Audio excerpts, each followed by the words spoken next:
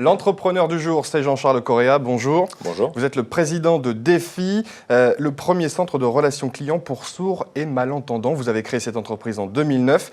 Comment est né ce projet ? L'idée, ça a été de voir comment on pouvait aider les personnes sourdes à avoir plus d'accessibilité en direction des services clients et dans le même temps, essayer de leur trouver un travail, puisque c'était souvent une difficulté pour eux de trouver un emploi. Quelles étaient les complications concrètement pour ces personnes ?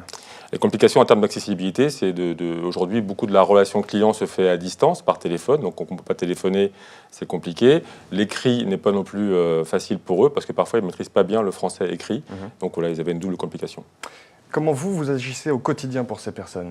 Alors nous, au quotidien, on agit sur deux volets. D'une part, effectivement, l'accessibilité. Donc on rend les services clients accessibles.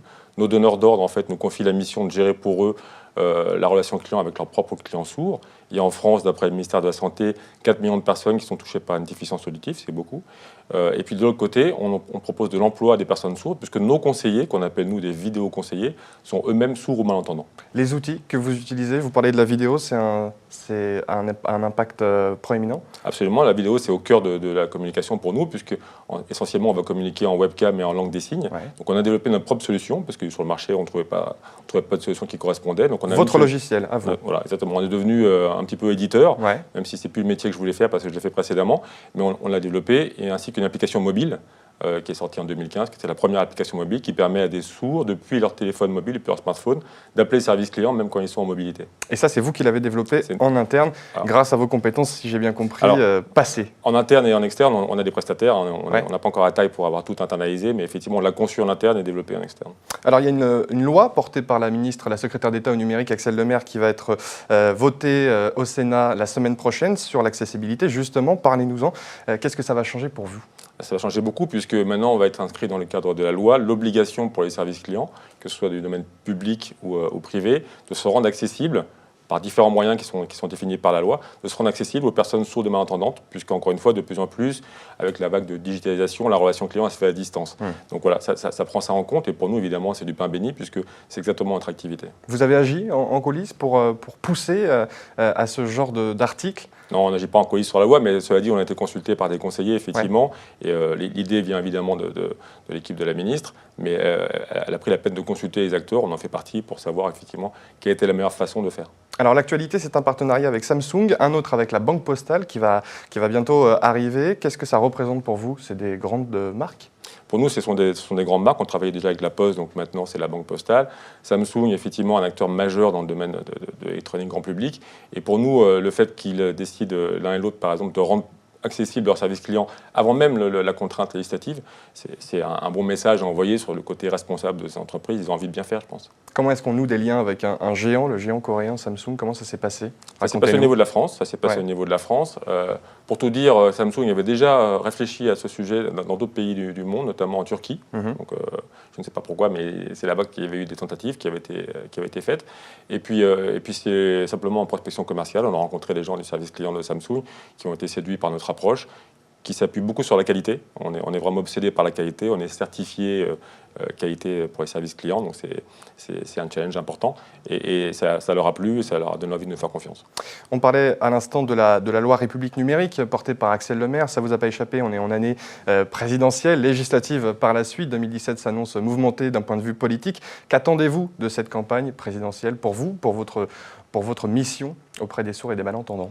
Pour notre mission, moi je pense que le plus gros a été fait en inscrivant dans la loi effectivement cette obligation. Je parle bien pour la partie accessibilité. Après, de façon générale, pour les personnes en situation de handicap, il y a encore beaucoup à faire pour l'accès notamment à l'éducation. Ça, c'est un gros challenge pour tous les candidats et nos futurs dirigeants. Quel que soit le handicap. Quel que soit le handicap. Je pense qu'on peut élargir à tout le handicap. C'est très compliqué de poursuivre des études quand on est en situation de handicap. Il y a une sous-représentation dans les thèmes de campagne de ce thème, le handicap ? Complètement, c'est un thème qui est pour beaucoup qui paraît, je pense, anxiogène, en tout cas qui ne passionne pas les foules. Aujourd'hui, on est plus sur des sujets anxiogènes comme la sécurité, etc. Et de ce fait, ce n'est pas un sujet qui est abordé, enfin moi je n'en entends pas parler, alors que c'est un sujet dont je me préoccupe beaucoup. Et le message est passé sur ce plateau. On va évoquer Croissance Plus, que vous avez rejoint directement après la création de l'entreprise. Vous avez créé Défi en 2009 et vous étiez un mois plus tard adhérent chez Croissance Plus. Qu'est-ce que ça représente pour vous ? Moi, Croissance Plus, c'est une manière de rencontrer des gens qui ont fait le chemin que je prétends faire maintenant avant moi et de m'inspirer en fait. Je cherche des gens qui vont nous inspirer, d'échanger des pratiques. C'est du réseautage, mais au sens propre, exactement, noble. Hein. Je ne cherche pas des clients chez Croissance Plus. En revanche, je cherche des idées, je cherche des bonnes pratiques, je cherche des valeurs et puis aussi un moment d'échange parce que c'est aussi avant tout une association qui est très conviviale et les moments d'échange sont toujours relax. Et vous donnez aussi, vous recevez, mais il y a évidemment un don en échange de votre savoir-faire, de votre expérience. Je participe à une commission qui est la commission croissance responsable, donc, où il y a des échanges qui sont faits donc, avec le but effectivement, de communiquer en direction des autres adhérents.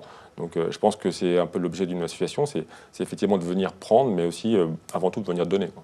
Je reviens à Défi, 6 ans après la création de l'entreprise. Qu'est-ce qui a changé dans votre domaine de compétences? J'imagine que le digital a pris une part prépondérante dans votre activité. Oui, absolument. J'ai dit, moi je pense que l'avenir, c'est effectivement pour nous le fait que la relation client elle se fasse depuis un smartphone. Ça, c'est nouveau. Donc on a été les premiers et pour l'instant les seuls, je crois, à avoir disposé d'une application en la matière. Ça va se généraliser. Donc ça change beaucoup. Après, ce qui change pour nous, c'est la taille aussi. On change d'échelle. On est passé de 1 à 40 personnes. Donc c'est certain qu'en termes d'organisation, on est beaucoup plus structuré qu'on était au départ. On reste une start-up. Enfin, moi, je me vois comme ça, mais avec une structuration qui est un peu plus importante. Et puis à l'avenir, sûrement l'arrivée d'investisseurs dans le capital. Ça fait partie de la suite. C'est la suite logique. L'évolution du digital en perpétuelle évolution. Comment est-ce qu'on s'y prépare? Comment est-ce qu'on prépare les enjeux de demain? Je crois qu'il faut être toujours attentif effectivement à l'environnement. Ouais. Il faut rien négliger. Je lisais hier un article sur Google Allo, la nouvelle application. Et pour moi, c'est populariser l'application parce qu'on parle d'interconnexion entre cette application et la relation client.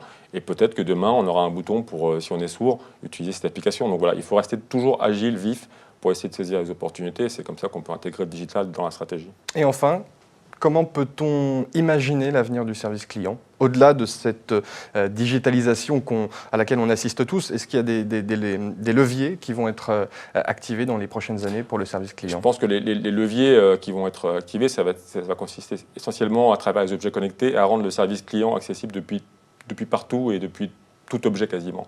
Je pense que c'est une expérience qu'a fait Darty, si on peut citer des marques avec le bouton connecté. C'est typiquement le genre de choses dont moi je pense qu'effectivement demain, le service client sera accessible depuis partout, y compris en avant-vente, ce qui n'est pas encore forcément le cas. Lorsqu'on va réfléchir à acheter un produit, peut-être qu'on pourra contacter la marque pour lui demander effectivement si le produit est bien celui qu'on pense et celui qui nous convient. Darty, on le rappelle, c'est un bouton qu'on place chez soi pour contacter le service client. Ça fait partie de ces leviers donc à activer pour l'avenir du service client. Les objets connectés dont on parle évidemment énormément aussi sur ce plateau. Merci Jean-Charles Correa d'être venu sur le plateau de l'Opinion en partenariat avec Croissance Plus. Merci encore. Merci.